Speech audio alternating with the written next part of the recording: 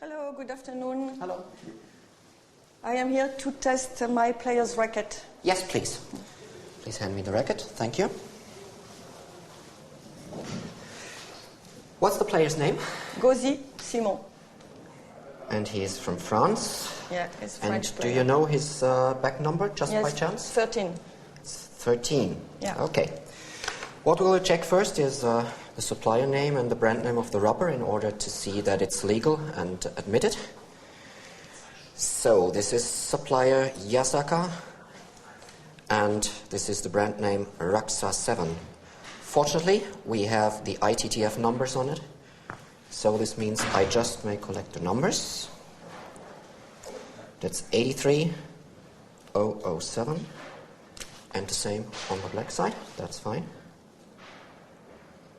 Which means I have a number for the supplier, which is 83, and 007 for the brand.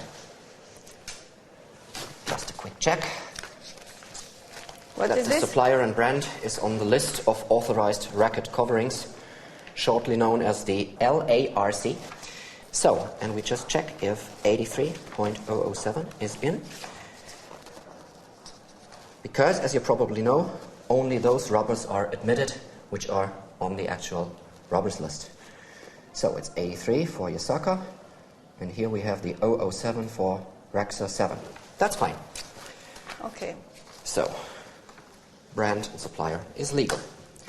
The next step? Next step is to measure flatness of the racket, because one problem could be if you measure thickness of the rubber and there is a bubble in the middle, then it can be legal on the outside, but with the bubble in the middle, it can be too thick. So we have this smart device, which to put up here, and you can see it as well. Yeah. What we measure is minus 19. Yeah. That means that it's 0.19 millimeters deeper in the center than on the right and on the left, which is absolutely legal. Okay. So this is the red side of the flatness. It is minus 0.19. And the same thing, of course, is done on the black side. And again, you can see it yourself. It is now minus 0.24, which is fine again, because the limit is minus 0.50. That says half a millimeter. Can the racket in the center be deeper than on the outside? Great. The next thing to do is now measuring thickness of both sides. This device, we just compare the height of the wood in comparison to the height of the rubber.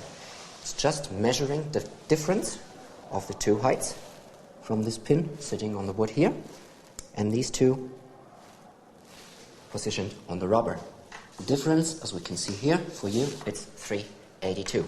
We make an average measure because there can be different heights on both sides. It's now 3.75, and this gives an average just 380, which means that the red side is legal. The same we do on the black side. And again, and perhaps to show it now to you from the other side, but I can turn it around. Thank you. It seems that the black one is even smaller.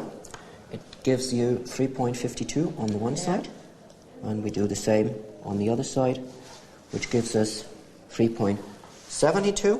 And perhaps to make a third check on diagonal basis, it gives us 3.74, which averages to 3.65, if I have calculated that correctly in my head, but I do it every day, so I think so.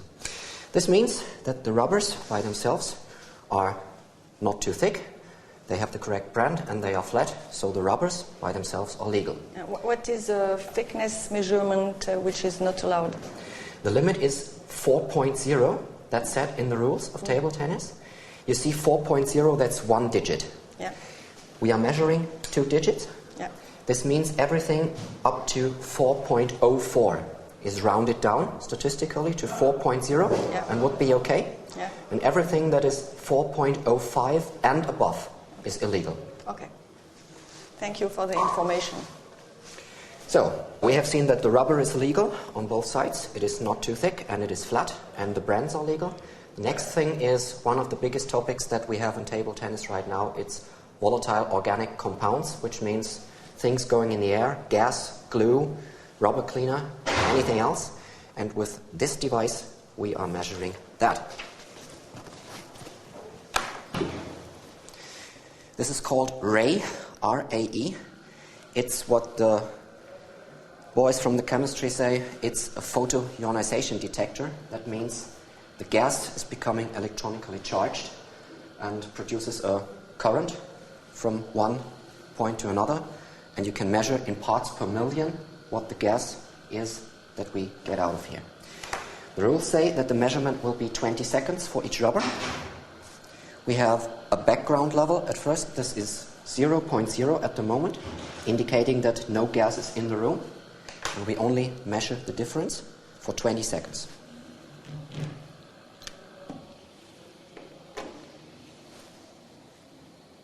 And it looks like this is a very clean rubber side because it almost releases no gas. Okay, the 20 seconds is over. We had 0.0 at the beginning, 0.2 at the end, which is very good because the limit is 4.0. So we have only 5% of the limit. And this limit is already very, very small compared to the Ines boxes we had until last year. They discovered things that are higher by the amount of factor 10. So to get all the tuners and boosters out of table tennis, this device was applied. And we do the same on the red side. The background reading start is 0.0. And again, 20 seconds. I have the stopwatch here. I think this is produced by a special company for environmental care, because normally it's used in environmental care and measurements, and for military uses also. And the ITTF has adopted it to table tennis in a light version to get it cheaper and to get it calibrated to the things we need to do here. So this is our very smart device we use from this year on during the next years, hopefully. Okay, the amount of gas released is almost nothing. It's very good. This is the most important thing that we have to do at the moment. And the last thing that we have to do with your racket is a gloss check. Gloss means if the racket is too bright, it can unsight the opponent. Just like blinding jewelry, things like that, that you may not wear. So, this is a gloss meter. It has an ultraviolet lamp inside, and you just put it on the racket, and you can measure the reflection. So this gives us 11%, which is very good because the limit is 24. We can average this as well, but it seems it is 11 all over the rubber. This is very good. And the same thing, of course, on the black side. It's normally lower because, black is not so bright color. And in average, we have 6%, which also doesn't make any problems. These are the 4 measurements we do: flatness, thickness, gas, and gloss. The general appearance of the racket is very good. As far as I can see, there are no broken edges, no part of the rubber is missing. I tear away the trimming a little, and I can see it's cut very well. So you can see there's no part of the rubber standing over the wood, and it's no part of the rubber, you can see on that side, that's too short. So the cutting is very good. So I would say this racket is all over very good. It's okay, you can play with it. Okay, so I will tell my player. We take it here, we leave, because it is brought to the table. Okay. Because the problem would be a player intending to cheat would of course exchange this readily controlled racket. And how will he get his racket back? Not at the moment. Yeah. What is happening now is that I put it into a bag. The bag gets a small piece of paper. I write the name of your player Gozi on the paper. This is Mr. Gauzy. This is table number 1 at 1600 today. Yeah. And this means that we just keep the racket here.